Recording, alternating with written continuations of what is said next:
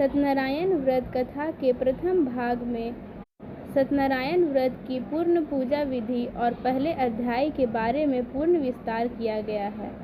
यह भाग 2 है जिसमें हम दूसरे अध्याय के बारे में जानेंगे। श्री सूत जी बोले, हे द्विजों, अब मैं पुनः पूर्व काल में जिसने इस सत्यनारायण व्रत को किया था उसे भली भांति विस्तार पूर्वक कहूँगा। रमणीय काशी नामक नगर में कोई अत्यंत निर्धन ब्राह्मण रहता था। भूख और प्यास से व्याकुल होकर वह प्रतिदिन पृथ्वी पर भटकता रहता था। भगवान ने उस दुखी को देखकर वृद्ध का रूप धारण करके उस द्विज से आदर पूर्वक पूछा, हे ब्राह्मण देव, प्रतिदिन अत्यंत दुखी होकर तुम किस लिए पृथ्वी पर भ्रमण करते रहते हो? हे द्विज श्रेष्ठ, यह सब बतलाओ, मैं सुनना चाहता हूँ। तो ब्राह्मण ने अपनी ओर से कहा, मैं अत्यंत दरिद्र हूँ और भिक्षा के लिए ही पृथ्वी पर घुमा करता हूँ। यदि मेरी इस दरिद्रता को दूर करने का आप कोई उपाय जानते हो तो कृपया कर मुझे बतलाइए। वृद्ध बोला, हे देव, सत्यनारायण भगवान विष्णु अभीष्ट फल को देने वाले हैं। हे विप्र, तुम उनका उत्तम व्रत करो, जिसे करने से मनुष्य सभी दुखों से मुक्त हो जाता है। व्रत के विधान को भी यत्न पूर्वक कहकर वृद्ध रूपधारी भगवान विष्णु वहीं पर अंतर्ध्यान हो गए। वृद्ध ने जैसा कहा है उस व्रत को अच्छी प्रकार से वैसा ही करूँगा। यह सोचते हुए ब्राह्मण को रात में नींद नहीं आई। अगले दिन प्रातःकाल उठकर सत्यनारायण का व्रत करूँगा ऐसा संकल्प करके वह भिक्षा के लिए चल पड़ा। उस दिन भिक्षा में बहुत सा धन प्राप्त हुआ। उसी धन से उसने बंधु बांधवों के साथ भगवान सत्यनारायण का व्रत किया। इस व्रत के प्रभाव से वह श्रेष्ठ सभी दुखों से मुक्त होकर समस्त संपत्तियों से संपन्न हो गया।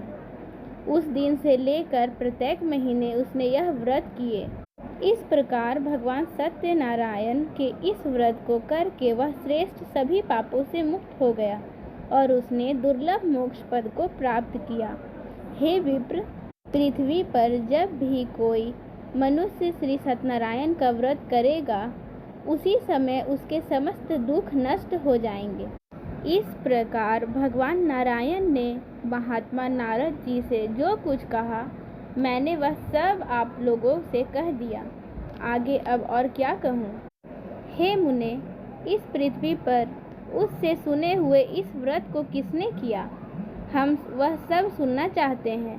उस व्रत पर हमारी श्रद्धा हो रही है। श्री सूत जी बोले, मुनियों, पृथ्वी पर जिसने यह व्रत किया उसे आप लोग सुने।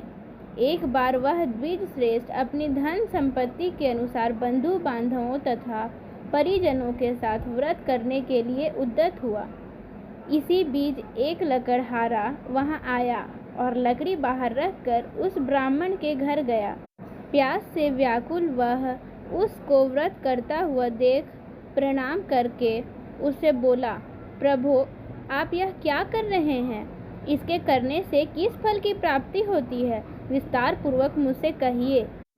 फिर विप्र ने कहा, यह सत्यनारायण का व्रत है जो सभी मनोरथ को प्रदान करने वाला है।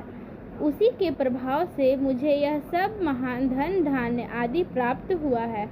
जल पीकर तथा प्रसाद ग्रहण करके वह नगर चला गया।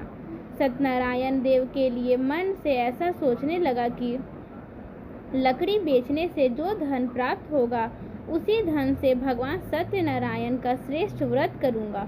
इस प्रकार मन में चिंतन करता हुआ लकड़ी को मस्तक पर रख कर वह उस नगर में गया जहाँ पर धन धान्य से संपन्न लोग रहते थे।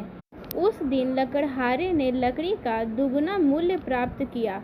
इसके बाद प्रसन्न हृदय होकर वह पके हुए केले का फल, शर्करा, घी, दूध और गेहूं का चूर्ण सवाया मात्रा में लेकर अपने घर आया।